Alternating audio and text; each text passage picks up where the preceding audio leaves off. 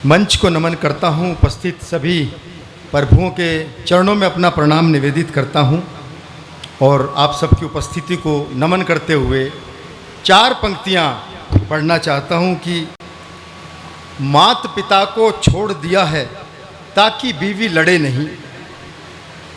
मात पिता को छोड़ दिया है ताकि बीवी लड़े नहीं। माँ का दूध लजाए बैठे किंतु शर्म से गड़े नहीं। ईश्वर में तो रखी आस्था किंतु वे ये भूल गए। ईश्वर में तो रखी आस्था किंतु ये सब भूल गए कि सृष्टि के निर्माता भी तो माता पिता से बड़े नहीं। सृष्टि के निर्माता भी तो माता पिता से बड़े नहीं। बहुत अच्छे। सृष्टि के निर्माता भी तो माता पिता से बड़े नहीं। और 4 पंक्तियां आप सब जितने यहाँ बुजुर्ग हमारे प्रभु बैठे हैं उनके चरणों में रखता हूं कि बिना सूरज कली कोई कभी भी खिल नहीं सकती। बिना सूरज कली कोई कभी भी खिल नहीं सकती। अगर हो नींव ताकतवर इमारत हिल नहीं सकती। जमाने का बड़ा दस्तूर बस ये याद रख लेना, बुजुर्गों की दुआ के बिन सफलता मिल नहीं सकती। बुजुर्गों की दुआ के बिन सफलता मिल नहीं सकती। बुजुर्गों की दुआ के बिन सफलता मिल नहीं सकती। हरमिंदर भाई बहुत अच्छा काव्य पाठ करके गए। अभी मुझसे कह रहे थे एक दिन, बोले यारो तुम्हारी भाभी मेरी इज्जत नहीं करती, पत्नी इज्जत नहीं करती। मैंने कहा हरमिंदर भाई एक बात बताओ, उन्होंने पिता को छोड़ा तो ससुर मिले, माँ को छोड़ा तो सास मिली, बहन को छोड़ा तो नंद मिली, भाई को छोड़ा तो देवर मिला। ऐसा क्या छोड़ा जो पति मिला? बोले जी कुछ भी नहीं। मगर फिर फ्री में मिली हुई चीज की इज्जत कहां से होगी?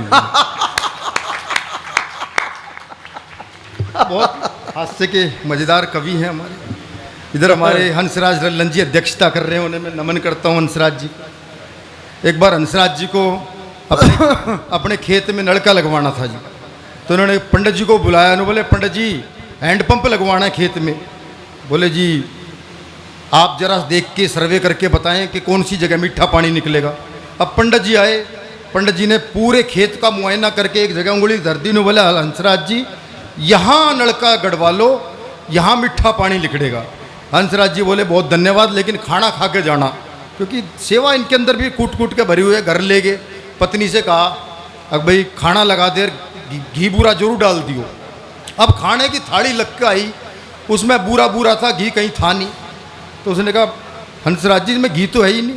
हंसराज जी गए पत्नी के पास, अक्तन में घी नहीं डाला। तो पत्नी बोली जी घी नीचे रह गया, ऊपर बूरा डाल दी। ये उल्टे आए, नो बोले रे पंडित तने भी कमाल कर दिया, तने 100 फुट नीचे का पानी दिख गया, 1 इंच नीचे का घी नहीं दिखाई दिया था। एक बार जोरदार तालियां बजा दीजिए हंसराज जी के। भाई वाह वाह वाह वाह वाह, क्या बात। मैं तो भाई साहब एक बार स्कूल में चला गया, मुझे एक पप्पू मिला, वो वाला नहीं।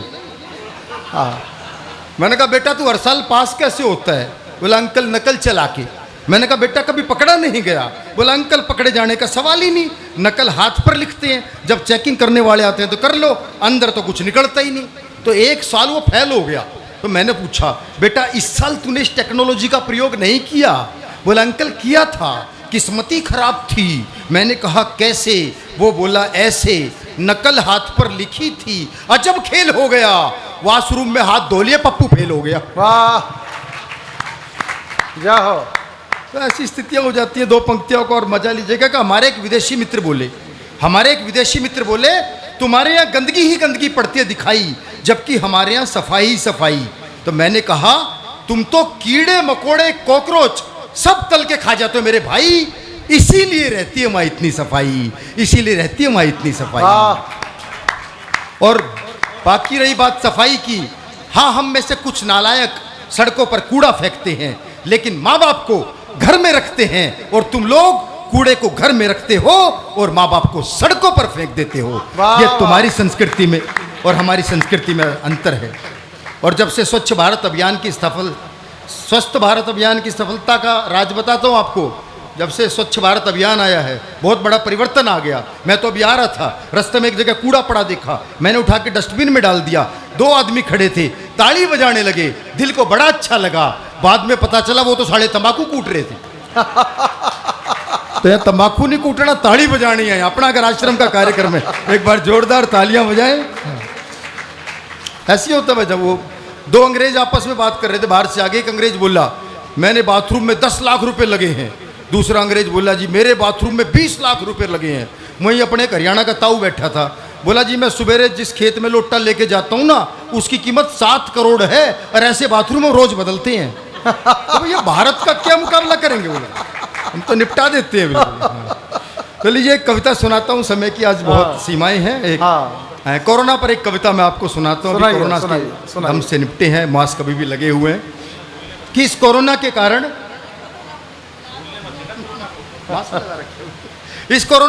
भारतीय पूरी दुनिया में छा गए। इस कोरोना के कारण भारतीय पूरी दुनिया में छा गए। पहले सब हेलो हाय किया करते थे, इस हेलो हाय को कोरोना की ऐसी हाय लगी कि पूरी दुनिया के लोग नमस्ते पर आ गए। अपनी पत्नी के अत्याचारों से दुखी हमारा एक मित्र लॉकडाउन तोड़ के भागने लगा बेचारा, तो पुलिस ने पकड़ के जेल में डाल दिया, लगाकर कर्फ्यू तोड़ने की धारा। 2 दिन बाद मैं पुलिस की परमिशन लेके उससे जेल में मिल के आया, तो उसके चेहरे पे ना दुख ना गम का साया। बोला यहाँ ना बर्तन मांजना ना कपड़े धोना, अखबार टीवी घूमो फिरो हर सुविधा तमाम है। भैया मैंने तो दोनों जगह रह के देख लिया, यहाँ ज्यादा आराम है। बहुत बढ़िया। घर पर तो कई दिन का बचा हुआ खाना खाना पड़ता था, घर पर तो कई दिन का बचा हुआ खाना खाना पड़ता था, यहाँ मिलता है बिल्कुल ताजा। रसिक भाई मेरी मान, तू भी किसी तरह लॉकडाउन तोड़ दे, यहीं आ जा। वैसे तो इस लॉकडाउन में लगभग हर पत्नी ने खींची पति की खाल, लेकिन ज्योतिषियों का हुआ सबसे बुरा हाल। एक ज्योतिषी ने किसी को बताया विदेश यात्रा का योग तो समझ लो तुम्हारे दरवाजे पर खड़ा है। भविष्यवाणी की ऐसी तैसी हो गई, अगला अस्पताल में क्वारंटीन पड़ा है। एक दूसरे ज्योतिषी ने किसी कन्या से कहा तुम्हारा अच्छा समय आने वाला है बड़ी जल्दी, शीघ्र लगेगी तुम्हारे हाथों में हल्दी, मार्च समाप्त होने से पहले बस जाएगा तुम्हारा घर। वो अब तक घूम रही है हाथों में लगाए सैनिटाइजर। बहुत अच्छे। और जो दूल्हा घोड़ी पर चढ़ने के सपने संजोए बैठा था उसकी जान को भी पड़ गया लोचा, अगले को सुबह शाम घर में लगाना पड़ रहा है झाड़ू पोछा। और तालियां इन पंक्तियों पर बजाना कि जिन युवाओं की सेटिंग फाइनल स्टेज में थी लॉकडाउन ने उसे भी ब्रेक कर दिया, लेकिन जो पति पत्नी एक दूसरे की शक्ल देखने को तैयार नहीं थे उन्हें एक कर दिया। वाह वाह वाह। मैंने अपने कई कुंवारे मित्रों को सलाह दी कि शादी.com पे रजिस्ट्रेशन करा के सिर पे बंधवा लो सेरा, ऑनलाइन देख लो अपनी होने वाली दुल्हन का चेहरा। पार्लर सारे बंद पड़े हैं, ओरिजिनल चीज दे रही दिखाई है। अरे हम तो धोखा खाए बैठे हैं क्योंकि स्कीम जिंदगी में पहली बार आई है। एक सब्जी वाला बोला बहन जी सब्जी ले लो, इतना सुनते एक सज्जन के खून में आ गया उबाल। बोला साले बहन जी नहीं जीजा जी हूं, सैलून बंद पड़े इसलिए लंबे हो गए बाल। हमारे एक मित्र की पत्नी ने कर दिया बवाल, अपने पति से पूछ लिया एक खतरनाक सवाल, तुम कोरोना से ज्यादा डरते हो या मुझसे? पति बोला सच्ची बताऊं तुझसे, क्योंकि कोरोना नाम का रोग तो थोड़े दिन में काबू में आ जाएगा, लेकिन पत्नी को काबू में करने की वैक्सीन तो भगवान भी नहीं बना पाएगा। इस लॉकडाउन में जानवर भी हो गए बेहाल। एक कुत्ता दूसरे कुत्ते को सुना रहा था अपना हाल।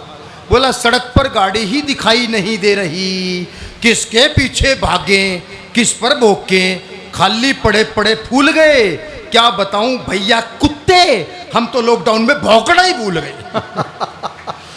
लेकिन थोड़े दिन के लॉकडाउन में ही हिमालय भी दूर से नजर आने लगा, कितनी शुद्ध हवा हो गई। और ये बीमारी भी अजीब है जिसमें दूरी ही दवा हो गई, ये बीमारी भी अजीब है जिसमें दूरी ही दवा हो गई।